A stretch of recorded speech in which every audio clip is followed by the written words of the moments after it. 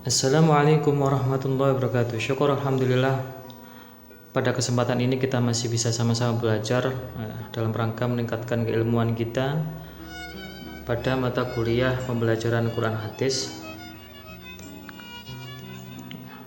Pada intinya mata kuliah ini membekali mahasiswa satu, mempunyai kemampuan operasional,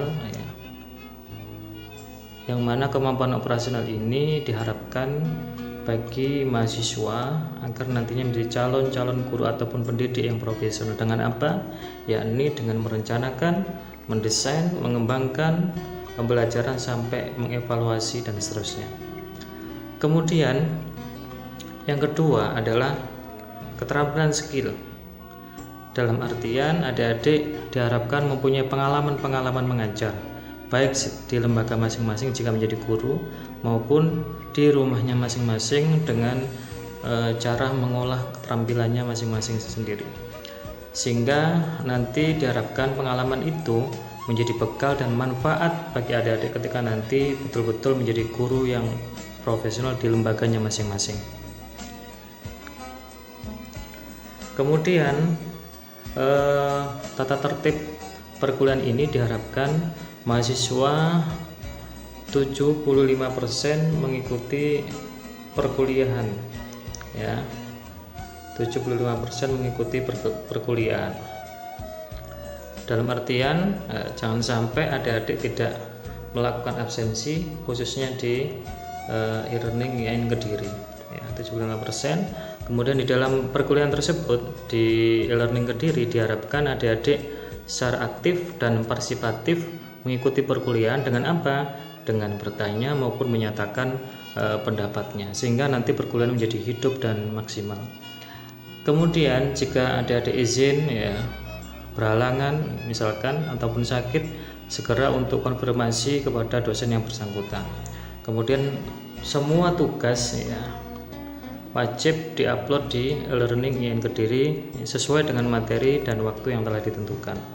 Dan yang terakhir, jika ada kendala teknis pembelajaran di e-learning Kediri maka bisa dialihkan di media yang lain. Kemudian di sini ada beberapa buku referensi, ya, beberapa buku referensi yang bisa adik ambil untuk bahan praktek mengajarnya. Kemudian pembagian kelompok dan tugas makalah ini saya coba membuat kelompok sekitar 11, ya, 11 ini, dan semuanya adalah analisis, ya. Artinya di dalam sub ataupun bab-bab yang ada di sini diharapkan adik-adik mencantumkan analisisnya secara mandiri maupun berkelompok, dan pengumpulannya nanti di e-learning Kediri dengan minimal dua bentuk berkas, yakni Word atau PDF dan juga PPT. Kemudian nanti dipresentasikan, didiskusikan setiap materi dengan baik sesuai waktu yang telah ditentukan. Dan yang tidak kalah penting adalah nanti tugas praktek mengajar, ya.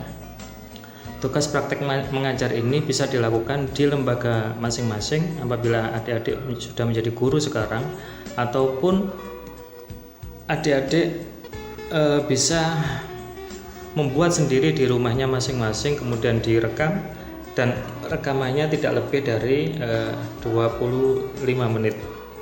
Dan di dalam praktek mengajar itu adik-adik dibebaskan untuk menentukan materi maupun metodenya di dalam praktek tersebut. Jangan lupa nanti setelah membuat video juga menyertakan RPP secara mandiri, sehingga nanti video praktek maupun RPP-nya diupload di e-learning Kediri. Jika mempunyai channel YouTube, tinggal nanti linknya diupload di e-learning Kediri. Saya kira itu untuk SAP dan kontrak pembelajaran mata kuliah pembelajaran Quran Hadis. Semoga adik-adik bisa memperhatikan dengan baik. Selanjutnya kami akan jelaskan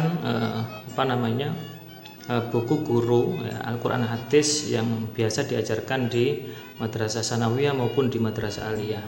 Saya ambil satu buku Quran Hadis, ya, tingkat sanawiyah kelas 7 yang dicetak oleh Kementerian Agama Republik Indonesia. Pada intinya, buku guru ini sebagai pegangan bagi guru untuk bisa melakukan proses pembelajaran dengan baik, ya, dengan baik. Mulai dari nanti perencanaan, ya, di sini nanti ada perencanaan, kemudian ada pelaksanaan, dan juga ada penilaian. Sampai nanti pada akhirnya yang tidak kalah penting adalah ada interaksi guru dengan orang tua. Ini menjadi penting agar jangan sampai guru itu hanya di kelas dan bertemu dengan murid, tapi tidak sampai bekerja sama dengan orang tua, karena peran orang tua pun sangat penting dalam memantau perkembangan anak didik kita di rumahnya masing-masing. Kemudian nanti di dalam buku ini juga ada KI, KD, indikator, penilaian, pengayaan, remedial, materi, dan seterusnya, lengkap di dalam buku ini. Kemudian salah satu contoh misalkan di bab 1 adalah Al-Quran hadis sebagai pedoman hidupku, ya. Di sini sudah dijelaskan kompetensi intinya, ya, 4 poin. Kemudian ada kompetensi dasar dan juga ada indikator, seterusnya tujuan pembelajaran, materi pokok, dan proses pembelajaran.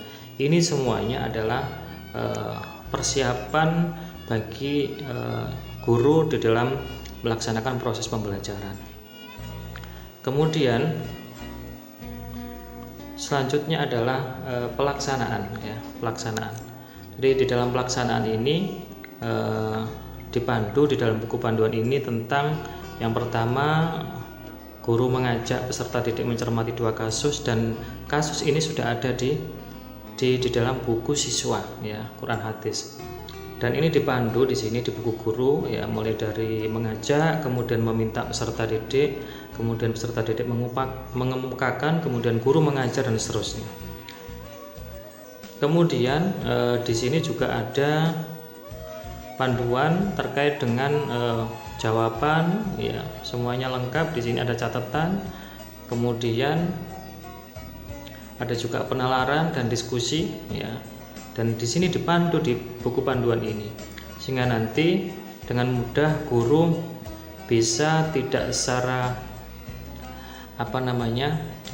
tidak menjadi kaku ketika nanti menjadi guru. Artinya di sini betul-betul dipandu bagaimana cara melakukan proses pembelajaran mulai dari persiapan sampai kepada remedial, pengayaan, dan interaksi dengan orang tua anak didik kita.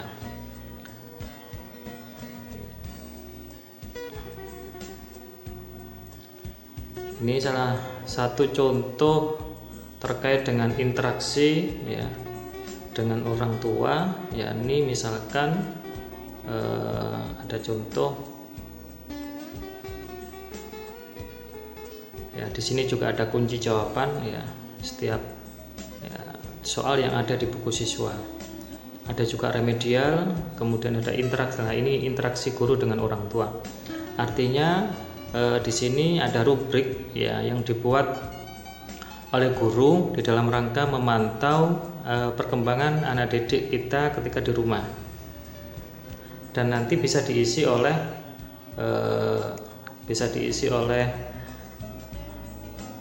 orang tua, ya, yang ada di rubrik ini. Misalkan guru sudah membuat perencanaan bagi anak didik ketika di rumah, diharapkan bisa membaca minimal 50 ayat tiap hari, mendengarkan murotal sebelum berangkat, kemudian menambah hafalan, dan bisa guru membuat tambahan yang ada di sini, sehingga nanti kemudian di rumah, ya, di checklist oleh orang tua, ditandatangani oleh orang tua, misalkan seperti ini, tantangan orang tua, kendalanya apa, ya, dilakukan atau tidak, misalkan ini ya, ini tidak, dan seterusnya.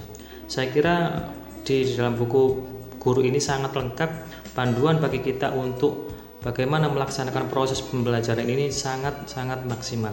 Saya kira itu sedikit sekilas pertemuan awal ini, mudah-mudahan memberikan keberkahan, dan mudah-mudahan terus dan terus kita belajar untuk meningkatkan keilmuan kita. Terima kasih. Assalamualaikum warahmatullahi wabarakatuh.